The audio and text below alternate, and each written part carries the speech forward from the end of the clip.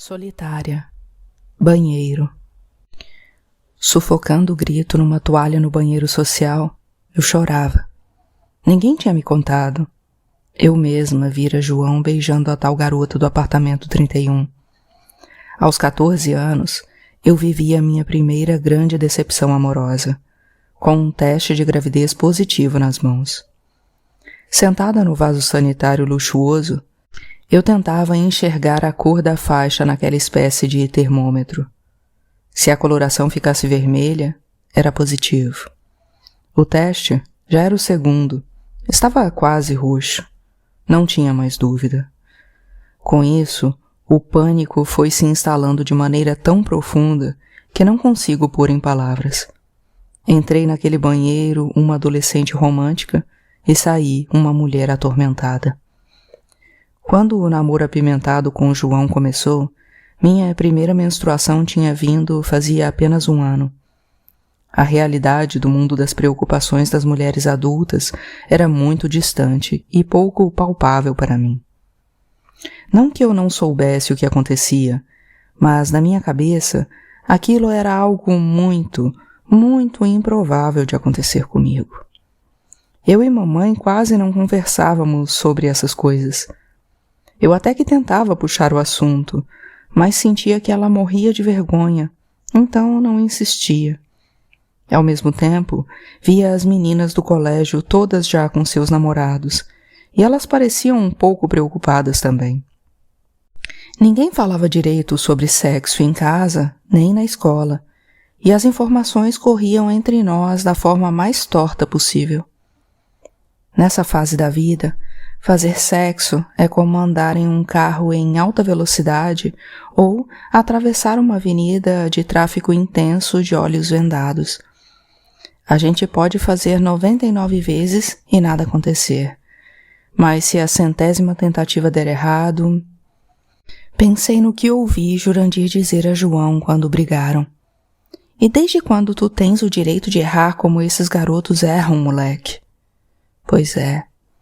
Pessoas como nós precisam calcular tudo com precisão, ou a vida pode complicar para sempre. E eu me revoltava, porque não achava isso justo. Naqueles dias, começou a correr uma fofoca no edifício de que a tal garota do apartamento 31 tinha engravidado e tirado a criança numa clínica, e sua vida seguia como se nada tivesse acontecido. Ouvi minha mãe e outras empregadas do prédio cochicharem num debate a meia voz pelos corredores. Para mim, é assassina, sim. Não se tira uma vida inocente. A criança não tem culpa de nada. Assassina, Eunice? Protestou Hilda, a cuidadora do general. O que você sabia da vida com a idade dela? Não diga isso, querida. Ainda não é uma vida formada.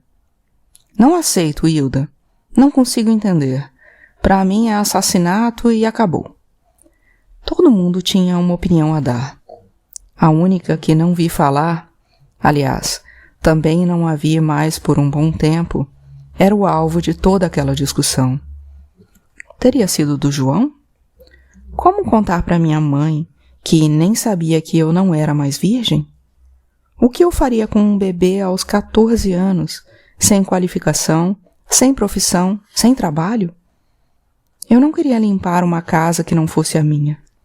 Não queria ter de levar uma criança para o trabalho na casa de ninguém.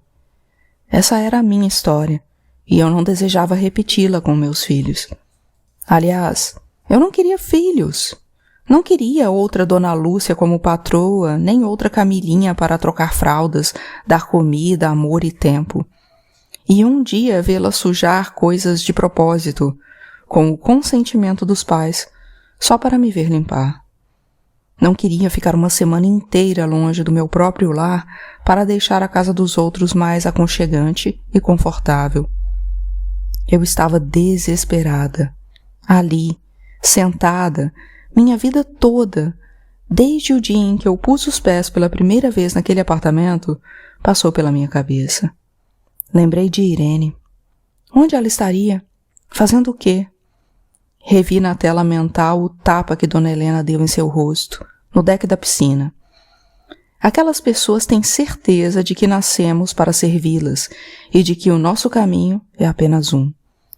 Minha gravidez precoce daria a elas ainda mais certeza. Lembrei de mamãe consolando Irene. Será que ela teria a mesma compreensão comigo? Acharia ela que eu, apenas 1 ano mais velha que Irene quando a conhecemos, também era uma criança?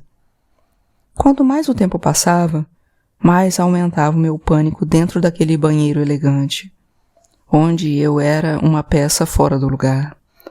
Nada em mim combinava com a bancada de mármore, o vaso sanitário moderno, contrastando com as peças em estilo retrô, as toalhas felpudas, o difusor de aroma caro. Tinha me refugiado ali porque dificilmente minha mãe me procuraria naquele cômodo que nunca utilizávamos. Ali só as visitas podiam despejar seus dejetos. Uma coisa combinava com o banheiro de visitas de Tiago e Lúcia. Aliás, com a casa inteira deles. O enorme sentimento de solidão que me invadia. Eu estava só, e as paredes do banheiro pareciam estar se estreitando ainda mais sobre mim. Mas era preciso pensar, e depressa. Existia apenas uma saída. Eu precisava descobrir como fazer o mesmo que aquela garota do apartamento 31. Mas ela era rica. Muito rica. Minha impressão era de que tudo estava correndo como no dia do quase afogamento do Bruninho, rápido e confuso. Por mais que me esforce, não consigo lembrar direito como fui parar ali. Mas quando dei por mim, estava sentada em um banco de cimento no meio de uma praça, e com a possibilidade real de acabar com aquele drama de forma trágica. Pracinha. Por uma fração de segundo, me passou pela cabeça que seria bonito ter um filho com João. Certamente seria uma criança linda, com aquelas covinhas que apareciam no rosto dele quando sorria, com os olhos belíssimos e o jeito de olhar da minha mãe, com minhas mãos longas, com o bom humor do meu pai quando estava sóbrio, com a habilidade de Jurandir para montar e desmontar coisas. Um garotinho inteligente, feito o tio Cacau. Um menininho ou uma menininha com o melhor de cada um de nós. Pensei que poderia ser uma moleca de cabelo farto, uma floresta para o alto. Como era o meu quando eu ousava soltá-la ao vento, ou o do João, caso ele não se visse pressionado a mantê-lo raspado. Ousei sonhar com uma família como sonhavam as meninas da minha idade, mas me bateu aquele mesmo desespero das que se viram adultas antes do tempo.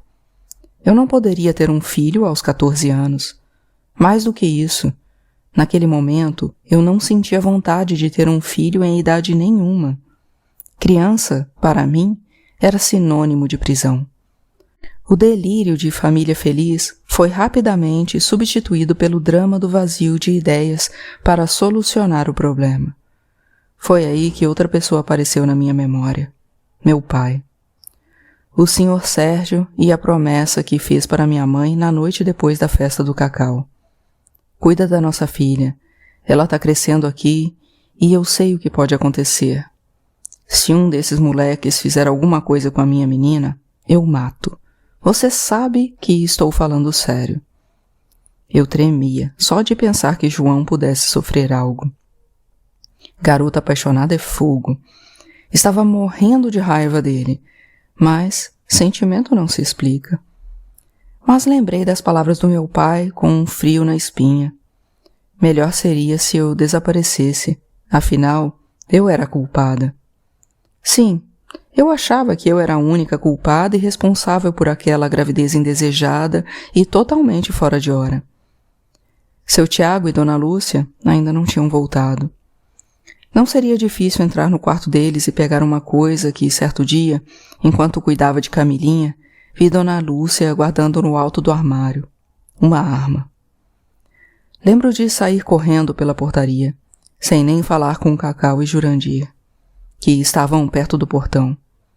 Não me recordo do que aconteceu no trajeto, apenas que me vi sentada em um banco próximo ao viaduto, agarrada com um embrulho, que poderia guardar compras de mercado, de alguma loja ou um presente, mas continha a arma do seu Tiago. Não percebi que Cacau tinha me seguido, mas ele se sentou ao meu lado e falava comigo com aquela calma dele, aquele jeito sereno. Eu o espiei de canto de olho. Não conseguia encará-lo. Mabel, o que você tem? O que é esse embrulho aí? Ele estendeu o braço lentamente para que eu entregasse o pacote. Segurei com mais força, mas depois fui desmontando, e ele pegou o saco com cuidado e abriu devagar, descobrindo o que tinha dentro. Começou a falar sussurrando e olhando para os lados, em pânico. Você tá doida? Sabe o que acontece se a polícia pegar a gente aqui?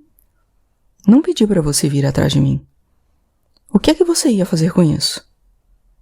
Escondi o rosto nas mãos. Nunca tinha me sentido tão perdida em toda a minha curta vida. Bem, matar alguém eu sei que não quer e não vai. Então, se você quiser se matar, se mata, mas saiba que sua mãe vai morrer junto. Então, além de suicida, você será uma assassina. Outra vez aquela palavra. Parecia um destino inevitável. Você não quer nada disso. Anda, vamos voltar e você vai devolver isso urgente para o lugar onde estava, antes que alguém dê falta. Cacau me estendeu sua mão e eu abracei, trêmula. Devia estar meio entorpecida. Até meu pai achei ter visto no meio das pessoas que passavam por nós. Dominando o nervosismo e o desespero, contei tudo a ele. Tudo. Ele abaixou a cabeça, suspirou alto, soltou um "que merda" muito alto e depois disse: vamos dar um jeito nisso. Cacau sempre teve um jeito para conseguir as coisas sem que ninguém se desse conta, e foi Hilda, a enfermeira cuidadora do general Mingau, quem contou onde a garota do apartamento 31 tinha feito o aborto.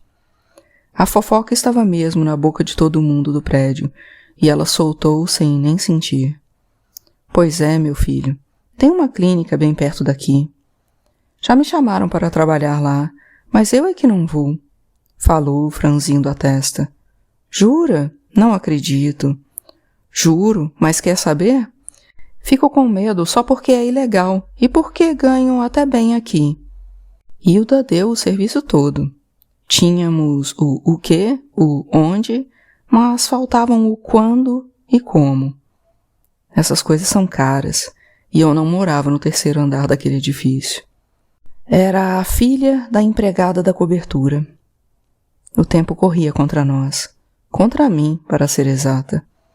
A barriga ia aparecer em breve, e eu precisava esconder da minha mãe os enjoos, o sono e todo o mal-estar que andava sentindo, além de manter João longe. Esta última era a tarefa mais difícil.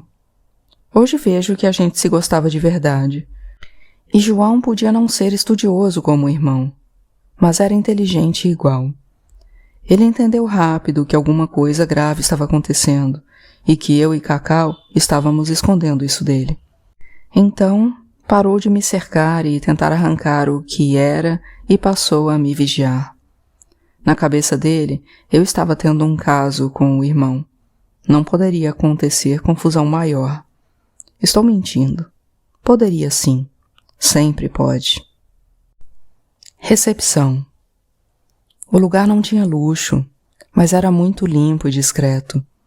Caprichei no visual para parecer mais velha, e Cacau, que andava cultivando um bigode, passava tranquilamente por um jovem de 18 ou 19 anos. Aliás, o objetivo dele era esse mesmo. Eu suava. Estava com muito medo e nervosa demais. Cacau apertou minha mão. Calma, ainda não vai ser hoje. Só viemos saber informações. Relaxa. Nem passamos da entrada. João apareceu, sei lá de onde, já empurrando o irmão. Começamos um bate-boca na recepção da clínica, onde, em alguma tarde qualquer como aquela, a garota do 31 entrou gestante e saiu outra vez adolescente e despreocupada. A confusão na recepção chamou a atenção, e um homem corpulento nos enxotou. Quando Cacau finalmente conseguiu dizer o que tínhamos ido fazer ali, João Pedro estancou, feito estátua. Voltamos para o edifício calados. Já na frente do Golden Plate, Cacau entrou e nos deixou sozinhos. João estava sem palavras e disse que precisava pensar. Entrei no elevador com um aperto no peito. Assim que abri a porta da cozinha, mamãe perguntou aonde eu tinha ido. Inventei um lanche na casa de alguma colega e levei uma bronca por não ter avisado. Para minha sorte, ela estava de saída para a padaria. Corri para o banheiro. Precisava vomitar. Quando a família finalmente voltou de viagem, Dona Lúcia botou o olho em mim e viu que alguma coisa estava diferente. Acho que ela percebeu logo porque, ao contrário da minha mãe, ficou um tempo sem me ver. Eu continuava ali, ajudando mamãe nas inúmeras tarefas. João desapareceu. Comecei a pensar em alternativas caseiras e estava prestes a executar um plano que parecia bem arriscado, mas resolveria meu problema. Anos depois, como residente de medicina, vi meninas morrerem porque foram as últimas consequências na ideia que pensei em realizar. Depois de um tempo me observando discretamente, Dona Lúcia me deixou sem saída. Você está grávida. Foi a primeira vez que a olhei sem a antipatia que ela me despertava desde o nosso primeiro encontro. Ela teve uma reação muito diferente do que eu imaginava, mas meu rosto não escondeu o pavor. Depois de fazer um pequeno discurso sobre o corpo da mulher, os direitos e os atrasos na legislação, disse que uma adolescente não poderia assumir uma responsabilidade tão grande. Além de ter tocado em outras questões cuja complexidade eu levaria mais de uma década para compreender. Naquele momento, tudo o que me importava era que ela iria me ajudar a sair da confusão em que eu me metera. Dona Lúcia pensou em tudo. Ela me incluiu num grupo que ajudava a fazer o procedimento à distância, por mensagem no telefone. Ainda não tinha um celular, um item caríssimo para nós naquela época. Mas Dona Lúcia me emprestou o aparelho dela e pagou pelos medicamentos, que chegaram pelo correio. Eram caros, porém bem mais acessíveis que uma internação. Ela ainda deu folga para Dona Eunice, que não ia para casa fazia tempo, mas pediu para que eu ficasse, com a desculpa de que faria companhia para Camila, que andava meio adoentada. Ela recebeu o material com o passo a passo, me entregou e me deixou só. Agora éramos só eu e o banheirinho.